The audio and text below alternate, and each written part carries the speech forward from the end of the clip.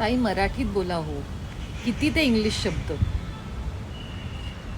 हे माझ्या बहुतांश पॉडकास्ट किंवा रील्सवरती बरेचदा हे कमेंट्स येतात. सो मला असं वाटलं की आज ना थोडंसं डिटेलमध्ये सांगावं की माझा आणि भाषेचा काय आमचं एक खूप मजेशीर नातं आहे आणि ते कसं कसं उलगडत गेलं. माझा जन्म जोधपूरचा, वडील आर्मीमध्ये आणि तिथे जोधपूरला जन्म झाल्यामुळे सुरुवातीची 3-4 वर्ष जी होती, तिथे सगळीकडे ना आप आणि so Hindi almost first language असल्यासारखी होती. घरामध्ये आमच्याकडे आई चेन्नईला, मद्रासला बॉर्न अँड ब्रॉट अप आणि आजी हिंदी टीचर. त्याच्यानंतर तिचं त्यामुळे इंग्लिश हे जास्ती प्रभुत्व होतं आईचं पण आणि साऊथ इंडियन लँग्वेजेस तिला छान येतात सगळ्या. वडील साऊथ बॉम्बेचे आणि त्यामुळे इंग्लिश हे जास्ती आमच्या घरी बोललं जायचं आणि मग ओघानी जोधपूरला राहिल्यामुळे आर्मीचं बॅकग्राऊंड असल्यामुळे हिंदी आणि आप, अदब तो सगळा एक माझा एक लहेजा आला होता त्या सगळ्याचा. बरं त्याच्यानंतर मी 4-5 वर्षाची असताना मुंबईला आम्ही शिफ्ट झालो, कोलाब्याला. पण त्याच्या आधी आम्ही गिरगावच्या आमच्या चाळीत आजोबांकडे राहायचो काही दिवस. तिथे इतके हसायचे मला सगळे की अरे बघा आप आपण को आप बोलतीये वगैरे टाईप्स, म्हणजे की आज एवढीशी मुलगी आणि काय आप करून बोलतीये आम्हाला, अशी सगळी एक गंमत जम्मत असायची. बरं त्याच्यानंतर मग मी सेंट कोलंबा स्कूलमध्ये गिरगावात जी आहे तिथे तिथे मला टाकलं आणि तिथे म्हणजे मॅनर्स, प्रनान्सिएशन्स, कसं बसावं, स्कर्ट नीट करून बसावं, कसं बोलावं, अगदी हातात हात धरून मगच तुम्ही पोएम्स रिसाईट करा किंवा एलोक्युशन, हे सगळं तिथे पॉलिश्ड थोडंसं एक अप्रोच होता सगळा. मग त्याच्यानंतर मी 3रीमध्ये म्हणजे मिड टर्म अमरावतीला शिफ्ट झालो आम्ही बाबा कामाच्या अनुषंगाने. तिथे गेल्यानंतर होली क्रॉस कॉन्व्हेंटमध्ये मी शिकायला लागले.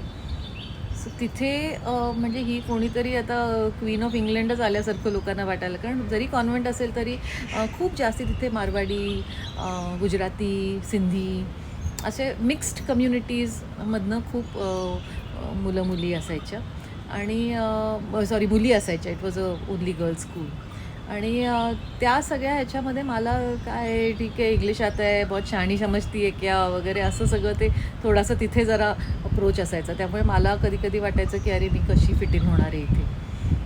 मग नंतर हळूहळू जरी इंग्लिश शाळेमध्ये किंवा घरी जास्ती बोललं जायचं तरीसुद्धा मित्रमैत्रिणींमध्ये फिट इन होण्यासाठी ती भाषा आपण पिकअप करतो. त्यामुळे थोडासा तो एक हेल आला होता. हाव ना देख ना कैसी कर रही आहे, असे ते टिपिकल ते काही लहेजा तिकडचा सगळा तो. कारण मी जवळपास 3री ते 11वी अमरावतीला होते. तिथून आम्ही 11वीतून पुण्यात आलो, मी 11वीत असताना. आणि कोथरूड सगळे माझ्या आजूबाजूची मुलं मुली SP, फर्ग्युसन, गरवारे आणि तत्सम आणि अस्खलित मराठी, खूपच सुंदर. आणि मला इतका हेवा वाटायचा ना की काय वाचन आहे यांचं, किती छान, किती नाटकं पाहिलेली आहेत, किती समृद्ध आहे इकडची संस्कृती. पण माझं आपलं ते थोडंसं तिकडचंच नाही. मग मला खूप हसायचं इथे आल्या लगेच की हाव काय म्हणते, किंवा लाईट गेल्यानंतर एकदा मी म्हटले होते अरे डिओ उडाला असेल. ह्या अजूनही जोक आहे आमच्या ग्रुपमध्ये. सो ते परत एक ॲडजस्टमेंट इश्यू होता आणि मग मी सिम्बायसिसमध्ये जॉईन झाले आणि या सगळ्या गोष्टी. तर हे करत आणि आता मित्रमैत्रिणींमुळे, कामाच्यामुळे वगैरे थोडंफार मराठी माझं सुधारलं आहे. पण प्रॉब्लेम हा होतो की I still think in English. विचार करण्याची जी माझी सवय आहे ती नॉर्मली इंग्लिशमध्ये असते आणि मग आपण शब्द शोधतो ट्रान्सलेट करायला. आय एम गेटिंग बेटर, म्हणजे थोडं सुधारणा होती आहे. पण तरीसुद्धा ती एक प्रोसेस आहे आणि हे भाषेबरोबरचं माझं हे सगळं जो एक नातं आहे त्याच्यामुळे हे घडतं. माझे जे अनुभव आहेत आणि ह्या सगळ्यात. बरं आता त्याला तर मी काही करू शकत नाही.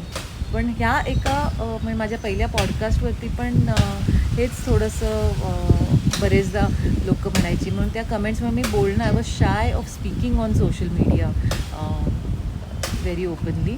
आणि त्याच्यामुळे असं वाटायचं की कसं बाबा नको. पण शेवटी मी असं ठरवलं की जे मला सांगायचं आहे, बोलायचं आहे, ते बोललं गेलं पाहिजे असं मला वाटतं. आणि कालचा माझा जो रील होता, which board is the best, no board is the best, your child is the best, trust them. हा रील इतका व्हायरल गेला आणि खूप कमेंट्स, खूप मला इनबॉक्समध्ये इतक्या पालकांचे मेसेजेस आलेत की त्याचा उपयोग झाला आहे. माझ्यासाठी एखाद्या मुलाला किंवा पालकाला जरी उपयोग झाला ना, it's a very big thing for me. आणि म्हणून मी आता बोलायचं ठरवलं आहे, जसं मला जमेल तसं.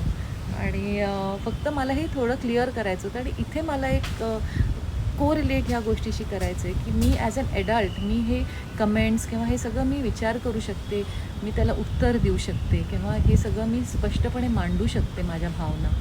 पण आपण कित्येकदा अननोईंगली मुलांना पण आपण खूप त्यांना काय म्हणायचं आहे, त्यांची स्ट्रेंथ्स काय, त्यांची बलस्थानं काय आहेत, हे न बघता काय जमत नाही आहे ह्याच्यावरती क्रिटिसाइज आपण खूप लवकर त्यांना आपण निंदा सुरू करतो आणि त्याने त्यांचा कॉन्फिडन्स कुठेतरी कमी होतो आणि ह्या सगळ्यातनं ते शेलमध्ये जातात बऱ्याचशा गोष्टी. त्यामुळे मुलांना एन्करेजमेंट गरजेची आहे, सारखं क्रिटिसिझम गरजेचं नाही आहे. हे पण कुठेतरी मला सांगावंसं वाटतं जाता जाता पालकांना.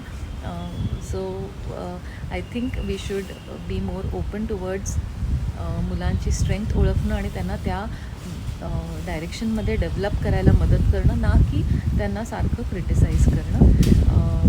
हे माझ्यासाठीचं एक्सप्लेनेशन नाही आहे. I can handle criticism, I am an adult, but most of the times children can not do that. So yeah this is something which I wanted to say. मी बोलत राहीन, भाषा माझी जशी आहे तशी थोडीशी समजून घ्यावी अशी विनंती, जमलं तर. थँक्यू.